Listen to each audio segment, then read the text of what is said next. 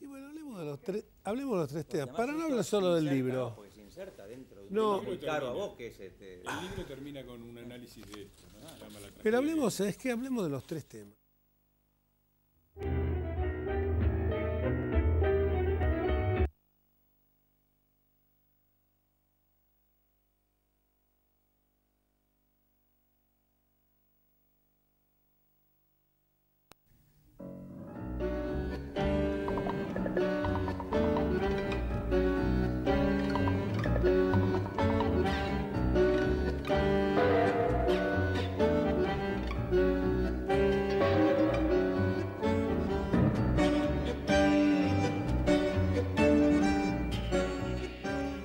Buenas noches, edición número 569 entre ustedes y nosotros. Buenas noches, Osvaldo. Jorge. Y buenas noches, Fernando Iglesias, que es nuestro invitado de hoy. No veo por qué se están riendo los dos cuando me miran. ¿Vamos a explicar a la audiencia? Decí nomás. Los dos señores son hinchas independientes, yo soy de River, entonces por eso se están riendo. Y yo encima lo presenté así para comentar de que este programa no va a ser Osvaldo y yo entrevistando a alguien, sino que va a ser participando los tres. Muy bien. La invitación a Fernando Iglesias tenía por objeto principal o primario que nos mostrara su libro que acaba de presentar con un resonado éxito, que se llama La década saqueada. Nos va a explicar por qué la tapa de Cristina Fernández con una olla y saqueos atrás. Pero vamos a hablar, para que no cambie de canal nadie, vamos a hablar de 4 temas. El libro, que era el pretexto por el cual vino Fernando, pero con él vamos a hablar también de las elecciones de Italia del pasado domingo, del balance del primer año de gestión de Mauricio Macri y también de la muerte de Fidel Castro y qué va a suceder en Cuba ahora después de la muerte del líder revolucionario, o ya lo vamos a hablar con ambos. En primer lugar, el libro de Fernando Iglesias, La década saqueada, memoria y balance de una catástrofe nacional y popular. No es nada extraño para nosotros que hemos venido hablando durante 12 años de estos temas, encontrarnos con esta obra, porque me parece que esta obra debe resumir, debe ser un refrito, por supuesto mejorado y ilustrado con datos muy consistentes, por cierto, de lo que fue esta década perdida, realmente la década despifarrada. Y la primera pregunta, antes de abordar los otros temas, es la tapa. ¿Por qué esta tapa? La tapa la elegí yo. Es la foto del festejo de 30 años de democracia en Argentina. 10 de diciembre de 2013, ¿no? Democracia, ¿quién te ha visto? En 1983, ¿quién te ve? Esperanzada, entonces. Fue el tercer día consecutivo de saqueos en la Argentina, principalmente Córdoba y Tucumán. Ese mismo día todavía morían argentinos y había represión policial. Casi 20 personas murieron, aunque es difícil, estos muchachos no lograron ni siquiera contar los muertos que provocaban. Pasó lo mismo después con Scioli en las inundaciones de La Plata. Y la presidenta decidió no solo no suspender el acto de festejo de los 30 años de democracia en homenaje a las víctimas que había habido en esos 3 días, sino que además decidió festejarlo tocando la cacerola, es decir, festejó la democracia burlándose de la oposición cacerolera. No están en la foto, porque las sacamos, los chicos de la murga Choque Urbano, que estaban con ella, y Moria Kazan y la hija, que también estuvieron ahí, ¿no? O sea, mientras la Argentina se desangraba en los saqueos de fin de año de la tradición que inauguró el Partido Populista, la presidenta festejaba burlándose de la oposición. Me pareció que esa idea del saqueo por arriba y saqueo por abajo era la que mejor describía a la década que pasamos, que, insisto, fue una década saqueada. Yo no tengo la sensación de que los argentinos somos personas a las que nos robaron la billetera o nos robaron el auto o entraron. Yo tengo la sensación de que entraron en nuestra casa, se robaron todo lo que pudieron, violaron a los que pudieron, golpearon a los demás y le prendieron fuego al país y dejaron algunas bombas de tiempo también. Me parece que esa es la sensación que tenemos todos y por eso lo de la década saqueada. Sí, porque realmente uno a veces dice, esto fue más que corrupción, esto fue mafia. Esto fue mafia y hay hechos que son de una... uno de los objetivos que yo me puse al escribir el libro es dar cuenta de la gravedad de lo que pasó. Yo creo que nos olvidamos rápidamente los argentinos de las cosas que pasaron. No pasaron, o sea, hubo muchas cosas en los últimos tiempos, pero lo que pasó acá, digo, ¿dónde hubo un gobierno que destruyera el sistema de estadísticas y censos para ocultar la inflación y la pobreza? ¿Dónde pasó eso? Nunca. ¿Dónde pasó que un tren chocara contra un andén y murieran 52 personas a 30 kilómetros por hora? Pasó hace 15 días, yo lo registro en el libro, algo parecido en New Jersey, un tren chocó a 30 kilómetros por hora, rebotó contra el techo de la estación y murió una señora que estaba esperando en el andén y la llevaron por delante, pero pasajeros no murió ni uno, acá murieron 52. ¿Dónde pasó que un país haga un pacto de impunidad con quien su propia justicia dice que pusieron una bomba en la que murieron 84 personas, el mayor atentado antisemita desde la Segunda Guerra Mundial? ¿Dónde pasó este nivel de corrupción de las monjas que no son monjas, en el convento que no es convento? Suele decir, bueno, algunos dicen, bueno, corrupción hay en todos los gobiernos. Sí, pero acá no hubo corrupción, porque corrupción implica que hay un Estado y unas instituciones que persiguen los episodios de corrupción que efectivamente pueden existir. Eso es corrupción, ¿no? Y efectivamente no hay ningún gobierno en el mundo donde no haya episodios mayores o menores de corrupción. Acá fue al revés. Acá desde el Estado no se perseguía la corrupción. Acá desde el Estado se organizaba la corrupción. Eso no es corrupción, eso es mafia. Acá lo que hubo es una banda de delincuentes que se hicieron con el gobierno y a través del gobierno se cargaron el Estado y organizaron todo para llenarse de dinero. Bueno, lo denunciamos en el 2008, yo era en esa época diputado de la coalición cívica, denunciamos en 2008 año en los cuales jefes de gabinete fueron Alberto Fernández y Sergio Massa, denunciamos al gobierno como asociación ilícita y yo creo que si la justicia no hubiera dormido, quizás nos hubiéramos evitado las masacres de Estado, que es otra cosa que pasó. En la Argentina, cientos de argentinos muertos por ausencias evidentes del Estado, siempre ligadas al kirchnerismo y sus aliados.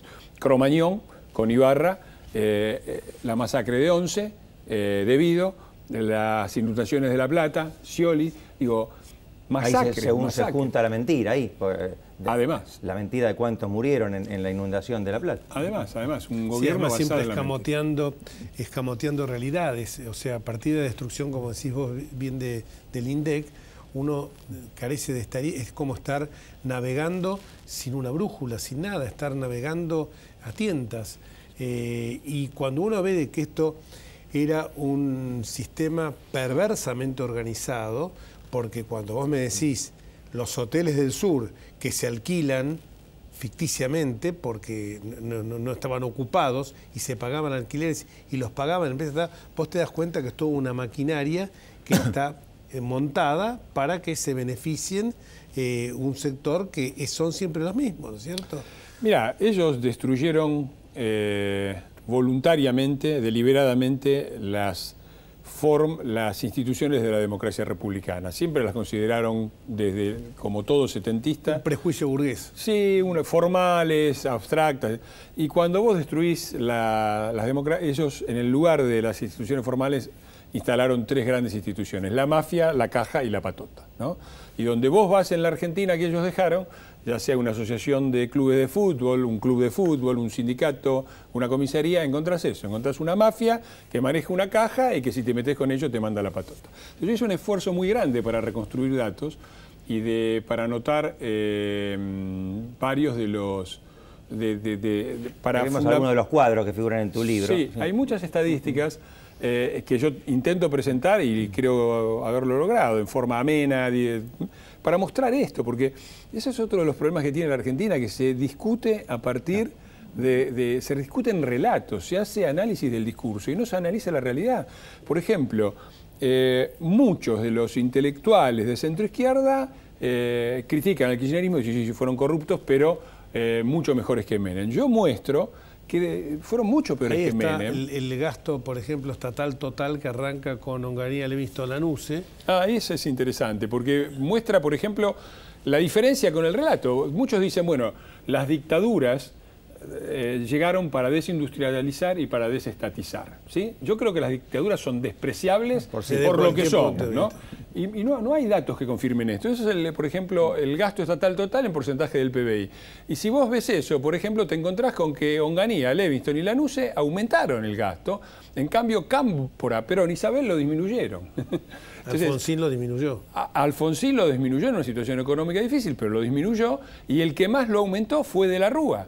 Inclusive a un ritmo anual que duplicó al aumento que hicieron los Kirchner. Entonces, simplemente para decir esto, ¿no? Que el libro hace un esfuerzo a lo largo de todo para mostrar cuál fue la tremenda herencia, por eso se llama Memoria y balance de una catástrofe nacional y popular, y para mostrar además que muchas de las discusiones que se dan en la Argentina están carentes de datos. Te doy un ejemplo más. Hay una parte en que yo describo las 4 oligarquías, ¿no? Ahí están los empleos creados. Mirá la cantidad, cómo fueron disminuyendo los empleos. Impresionante, es impresionante. Desde el 2004 hasta el 2015, esta cifra es brutal. Y eso a partir de que me lo mantuvieron creando empleo estatal a cuenta del siguiente gobierno, que si no, le hubiera dado en mucho un peor. periodo de extraordinaria bonanza por oportunidades que no tuvo la Argentina en un siglo, por precio de las commodities. Eso es otro punto, ¿no? Hay un gráfico también sobre el viento de cola, que yo digo, es cierto, no hubo viento de cola, hubo un huracán de cola. Es decir, la Argentina nunca tuvo esos precios, se triplicaron rápidamente. La soja, que es un emblema de lo que pasó con todo lo que la Argentina exporta, pasó de 160 a cotizar entre 500 y 600, ¿no? Fue una cosa muy, muy impresionante. Y te decía, por ejemplo, otro dato, porque yo aprovecho para hacer un pequeño raconto histórico y analizar la historia del último siglo de la Argentina. Y hablo de las 4 oligarquías. La primera, la oligarquía agropecuaria. La segunda, la industrialista sin industria. La tercera, que es la que vivimos ahora, la oligarquía política, porque vivimos en un sistema oligárquico con privilegios para la clase política y dentro de la clase política, sobre todo para el peronismo, que ha tenido la hegemonía por tanto tiempo. Y la cuarta oligarquía que nos amenaza, que es el crimen organizado, que esperamos que no tomen control del país. Y encuentro, por ejemplo, la leyenda del industrialismo y de la industrialización con Perón. Es interesante porque son 140 años de datos registrados, de 1875 a 2015. Si vos lo dividís en 2 periodos de 70 años, la división te da justo en 1945. Vos sabés, la Argentina oligárquica, agroexportadora, pastoril, ¿no? ¿Cuánto crecía la industria promedio en 70 años? 5,5% de crecimiento anual promedio durante 70 años de la industria durante la Argentina pastoril. De ahí para adelante, 3%. Entonces, que me vengan a contar que Perón industrializó el país. Y la primera caída se da justamente en el periodo de Perón, 4,9%. O sea, después de 70 años de crecer a un ritmo impresionante del 5,5%, cayó con Perón, y después con la Revolución Libertadora, que será detestable en muchos aspectos, pero con la Revolución Libertadora creció en esos 3 años a una media del 8,8%. Es decir, que los datos contradicen muchísimas de las presunciones de la discusión política argentina, claro.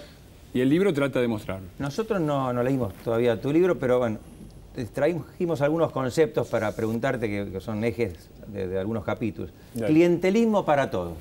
Sí, yo creo que ellos tuvieron 2 grandes programas, clientelismo para todo y con urbanización de la Argentina. ¿Qué es el clientelismo para todo? Porque clase media, como nosotros, dicen clientelismo, choripán y chapán. No, acá hubo clientelismo en todos los niveles.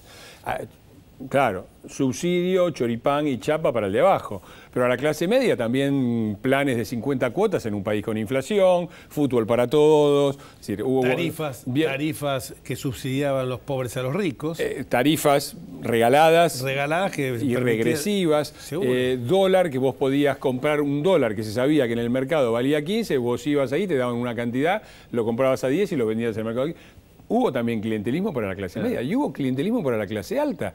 Hubo vista gorda para la contaminación, para el trabajo en negro, subsidios, créditos a tasas regaladas. Es decir, hubo también, los empresarios que actuaron como focas aplaudidoras, no todos, pero muchos, aplaudían algo que se beneficiaban con las declaraciones juradas de importaciones, por ejemplo, ¿no? Por ejemplo. Entonces, hubo un sistema de clientelismo para todo y hubo un sistema de conurbanización de la Argentina. Es decir, el proyecto de ellos fue transformar a la Argentina en un enorme conurbano. Entonces vos ves ¿Qué cosa eran ellos, el gobierno que tuvimos? ¿Qué otra cosa eran que varones del conurbano a cargo del gobierno? Yo hablo del septeto de la muerte. Un año atrás, creo que todavía estamos, sí, falta poco, pero un año atrás nos gobernaban. Presidenta Cristina Fernández de Kirchner, vicepresidente Amado Udú, jefe de gabinete Aníbal Fernández, ministro de Planificación de Desastres Julio De Vido, ministro de Economía Axel Kicillof, canciller, ministro de Relaciones Exteriores Héctor Alicate Timerman. Esa es otra de las cosas que el libro trata de pensar. ¿Cómo puede pasarnos esto? Nadie en su sano juicio le daría un maxi kiosco a administrar a esa gente. Yendo aquí y ahora, yo digo, un breve balance de lo que ha sido este primer año nos está mostrando, sin hacer un balance exhaustivo, que los aspectos positivos, a mi juicio, resaltan sobre aquellos que pueden ser merecedores de críticas, y sin ir a las cifras, me parece que hay un análisis cualitativo muy importante que se refiere a muchas de las cosas que vos hablaste. Por ejemplo, lo mencionaste a Alicate, a Héctor Alicate Timerman. Hoy creo que la Argentina tiene una visión mucho más madura en el mundo, ha habido una reinserción, nos estamos permanentemente interrelacionando con las democracias pluralistas, ya no somos más integramos el eje del mal, Cuba, Venezuela, Ecuador. Nos falta mucho, pero cuando uno ve que se han restablecido las instituciones, que funciona la división de poderes, que no tenemos que soportar esas cadenas nacionales, ni aquellos medios de comunicación absolutamente cooptados, y que los goles habían dejado de ser secuestrados para ser el vehículo de propaganda oficialista, uno ve que estamos frente a una primavera, que a lo mejor no es con todo el fulgor que uno querría, pero creo que estamos en un camino correcto. Yo creo lo mismo, y voy a ir al terreno más espinoso, que es el más difícil, que es el económico, claramente, ¿no? Todos esperábamos, yo creía que el gobierno anunció segundo semestre, yo siempre dije segundo semestre, no fin de año, parece que tampoco fin de año. La economía está en dificultades y la gente está pasando un momento complicado. Ahora, yo en el libro demuestro dos cosas, creo haber demostrado con datos concretos del INDEC.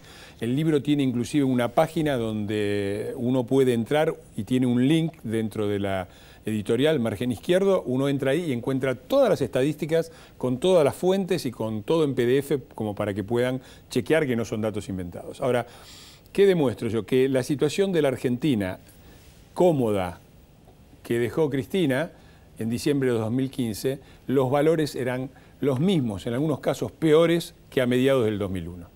Es decir, de la Argentina se fueron en el 2001 y en el 2015 alrededor de casi 10.000 millones de dólares, en los dos casos. Las reservas que dejó de la Rúa fueron 16.000 millones, ahora dejaron 25.000 millones hacia la inflación del dólar y es exactamente el mismo número. El déficit fiscal alrededor del 7% en los dos casos. El déficit comercial en el país que no había que importar ni un clavo era 4 veces más grande que el del año 2001, 4 veces más grande el déficit de la balanza comercial. Es decir, la Argentina iba derecho a un desastre como el que vivimos, y yo creo que este gobierno, con los errores que ha cometido, ha hecho una cosa fundamental, ha tenido el coraje de salir de la nueva convertibilidad que era el cepo cambiario. Y bueno, este ha sido un año difícil, pero no ha sido más difícil que el 2014.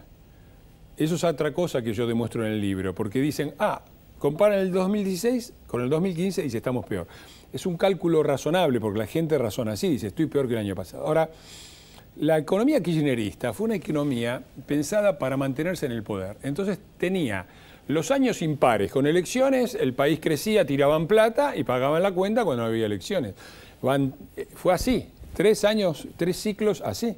Entonces, no es lícito comparar 2016, año no electoral, donde pagás la cuenta del 2015 y la fiesta que hicieron los muchachos, con el 2015. Hay que comparar cuánto retrocedió el país en el 2016 respecto al 2015 y cuánto retrocedió en el 2014 con respecto al 2013. Yo hago esa cuenta y demuestro que en pérdida de empleo, pérdida de consumo, retroceso de la economía, en todo, nos fue peor en el 2014 respecto al 2013 que ahora. Es un esfuerzo estadístico, a veces los números son áridos, pero bueno, que he tratado de mezclarlos porque me parece que es importante dar la discusión sobre datos, no solamente sobre impresiones. Nos quedaron 2 temas para hablar, Castro y Fidel Castro y las elecciones de Italia. Pero no hay más. En un minuto los 2 temas.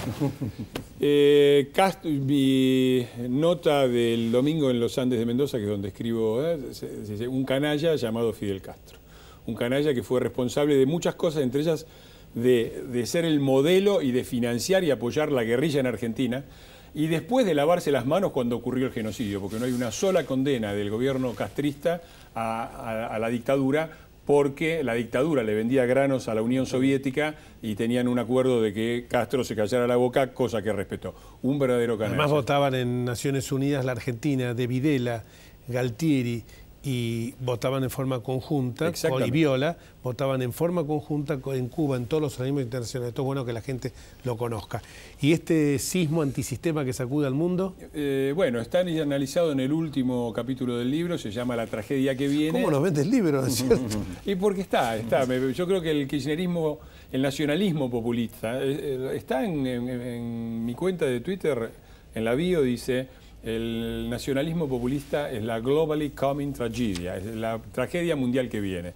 Y de ello han formado parte los Kirchner. Por suerte, Sudamérica parece estarse enderezando y yo creo que ahora se está muy complicado todo el primer mundo, y de eso son testigos Trump o estos de Italia. Yo hice campaña a favor del sí. Con sus defectos también creo que el de Renzi era un buen gobierno, y me parece que si la alternativa es Salvini y la Liga Lombarda, el cómico Beppe Grillo, el payaso de Cinque Stelle de Beppe Grillo y la vuelta de Berlusconi, me parece que el pueblo italiano ha vuelto a abrirle la puerta al abismo, ¿no? Muchísimas gracias, Fernando. Lo hizo todo él, pero no lo podemos saber. Te agradecemos muchísimo tu participación. No, gracias a ustedes por la invitación. Y vamos ahora a la nota de salud del Grupo Amedeos, donde nos hace un balance de este año en el tema de salud el ministro Jorge Lebus.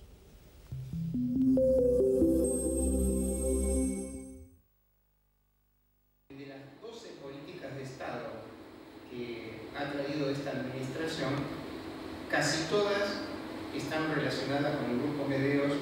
Establecimos en esta política de Estado a qué puerto queríamos llegar.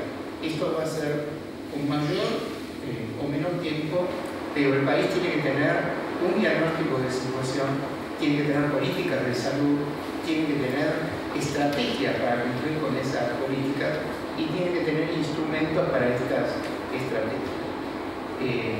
Muchas de estas cosas, es decir, diagnóstico de situación, política de salud, estrategia e instrumento, este Grupo Amedeos trabajó y avanzó y lo pudo aportar al Ministerio en tiempo y forma. El segundo tema, la cobertura universal de salud. En esta tenemos que reconocer fundamentalmente que el Grupo Amedeos fue el que dio el espaldarazo. La idea de la cobertura universal de salud, para ser aplicada en el Sistema Nacional de Salud, salió del Grupo Amedeos. No hay más que leer la bibliografía. Fueron los primeros que lo publicaron. Ahora todo el mundo lo sabe, a veces no lo sabe bien, que eso es lo peor. El tercer elemento que nos parece importantísimo es la Agencia Nacional de Evaluación de Tecnologías en Salud. Ahí, con un duro trabajo de mucha de la gente del Grupo Amedeos, hemos logrado, junto con la gente del Ministerio, hacer un proyecto de ley que fue elevado al Poder Ejecutivo, y el Poder Ejecutivo lo elevó a la Cámara de Senadores como primera Cámara originaria del proyecto, y está ahí. Si bien trabajamos mucho todo el año, hicimos los contactos necesarios, yo fui a ver al Senado personalmente, todavía no ha avanzado por la oposición de algunos senadores, muy poco, pero con suficientemente poder de la oposición para ir frenando todavía la aprobación del proyecto. Nosotros esperamos el año que viene volver a insistir, y si, como esta es una política de Estado y muy ligada a la otra, si esto no fuera así, buscar la manera de cómo hacerlo sin una ley, ¿no? Vamos a ver cómo amanece el año que viene y cómo vamos a avanzar en eso. Yo ya esto lo he hablado con el presidente en estos días, así que vamos a ir para adelante necesariamente. Si no logramos calidad, no existe equidad. O sea, vamos a lograr acceso, cobertura, pero no equidad, porque a uno se lo va a brindar de una manera los servicios y a otros de otra manera. Esas 12 políticas de Estado, en todas hemos avanzado en forma muy importante para tener solamente un año de gobierno. Queda por delante todavía muchísimo más, pero estamos firmemente en el tema y estamos firmemente en el camino para lograr los objetivos que nos habíamos propuesto.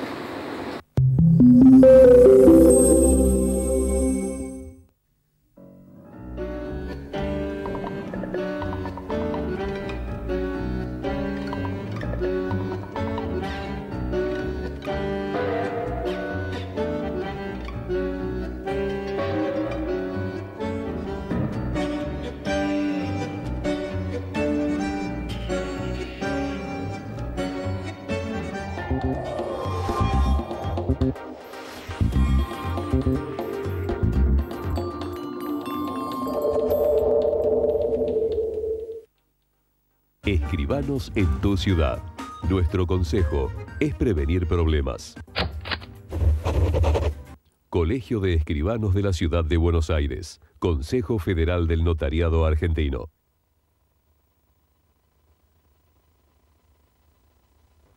¿Sabías que podés tener el Banco Ciudad en tu celular? Hacé transacciones. Localizá cajeros. Pagá todo. Recarga tu celular. Nueva banca móvil del Ciudad. Bájate la app y disfruta. Banco Ciudad te quiere ver crecer. El Colegio Profesional Inmobiliario auspicia este programa. Colegio Profesional Inmobiliario, cada vez más profesionales. Andar, obra social de viajantes vendedores de la República Argentina. La mejor cobertura familiar al mejor precio. Planes de salud para particulares, trabajadores en relación de dependencia y monotributistas.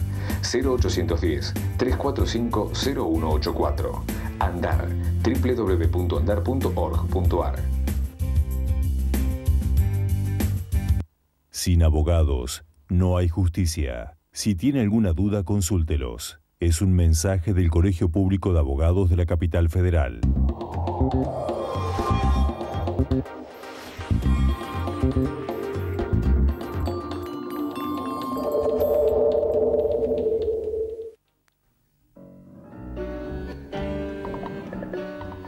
Bueno, se nos fue el programa medio.